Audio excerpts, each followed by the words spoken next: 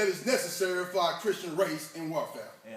We should not pray so much for the removal of this affliction. Yeah. As for wisdom to make a right use of it, and who does not want wisdom to guide him under trial, both in regulating his own spirit and in managing his or her affairs. Here is something in answer to every discouraging turn of the mind. When we go to God under a sense of our own weakness, First Lady, and folly, if, after all, any should say, this may be the case with some, but I fear I shall not succeed, the promise is, to any that asketh, it shall be given. Saints, what are you asking God for? The key thing is, what are we asking God for? What do we really believe in our hearts what God is going to do?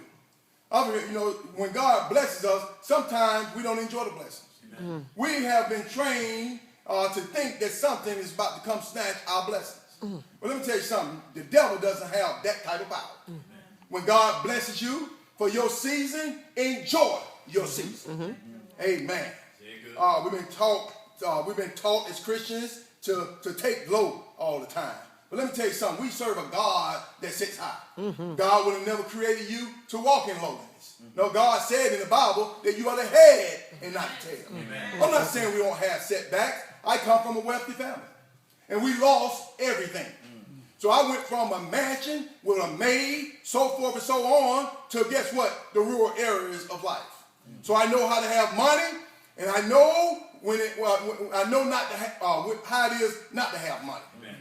Yes, I do. At the end of the day, what I tell people is that really, when we had no money, First Lady, I had more peace. When I look at it now, at this age, you could have told me that in my earlier life. But it's amazing. I took my mother and father when they did lose it and they separated. I saw more of my parents because I was with the maid all the time. Oh, yeah. Sometimes we can get busy in our own avenues that the children don't see mom and dad. Amen. Can I get a witness? Amen. Here is something in answer to every discouraging turn of the mind. When we go to God under a sense of our own weakness and folly, as